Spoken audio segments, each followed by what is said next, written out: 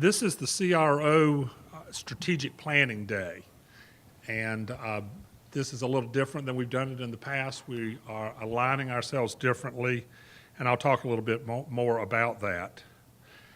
And today's going to start out by saying, where is our economy headed? Where's our regional economy headed in particular?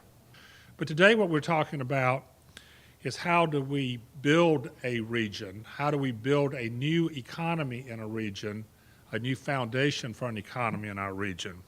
So this should be really interesting. When I was the president of the Greensboro Chamber of Commerce, Greensboro and Winston-Salem and High Point are the three big cities of the Triad of North Carolina. We're located about 35 miles apart. And for a long time, all of our MSA data was reported collectively. That has since been split. It makes it a little bit harder. But we decided to zero in and to look at our region on an annual basis as it pertained to an index that we really liked called America's Best Performing Cities. And we thought there was no more ambitious goal than for the Triad of North Carolina and its cities to be in that the top of that list of America's best performing cities. When we first looked at the information, the best that three chamber presidents could do was brag about the fact that we were at the top of the fourth quartile. And only a chamber president could see a smile in that. But the Triad of North Carolina did not rate very well.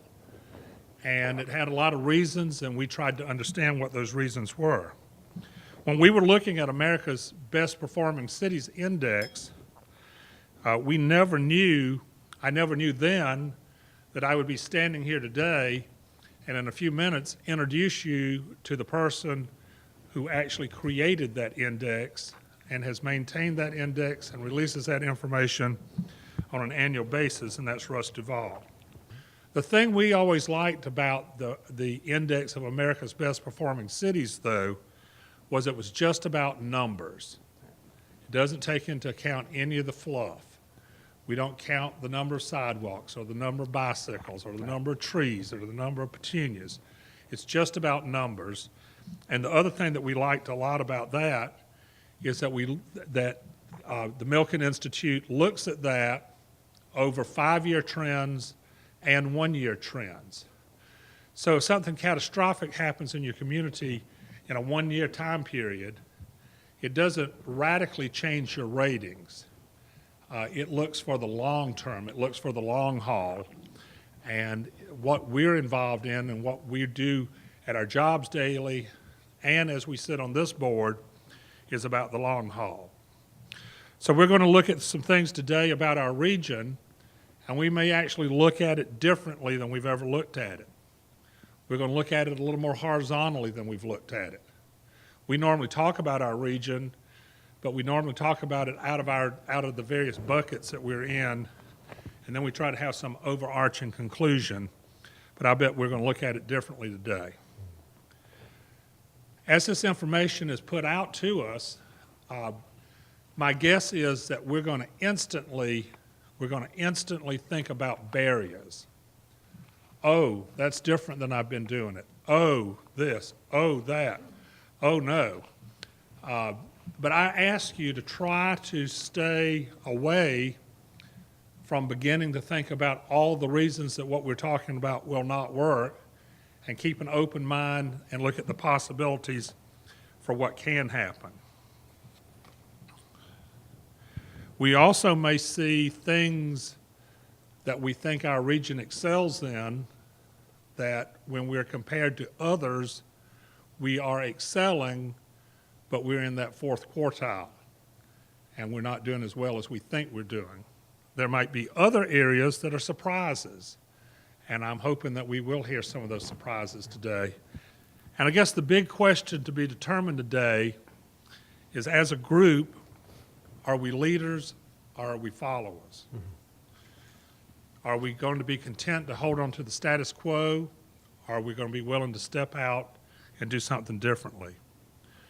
Do we sit comfortably uh, in our own vertical areas of responsibility and watch what happens to the economy, or do we act aggressively to change the future? Now, our keynote speaker today, both of our speakers, both of our participants, have long, long, long resumes. And they have been involved in so much that has happened in this country and in the world. And I'm not going to go through all those, but I went through and pulled out the parts of those that I thought were effective for giving them credibility to what we're talking about today. Of course, Russ Duvall is the Chief Research Officer for the Milken Institute. He's had an absolutely amazing career. I've already told you that he created the America's Best Performing Cities Index, and he's also done a tremendous amount of study in biotech and life science clusters and their impact on regional economies. And with him is Kevin Clowder, the managing economics guru at the Milken Institute.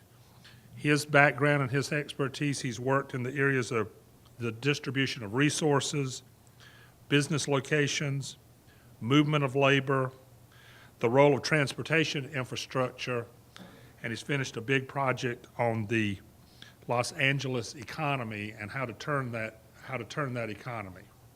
So sit back, relax, and enjoy a great morning that we have planned for you. Russ, it's your time.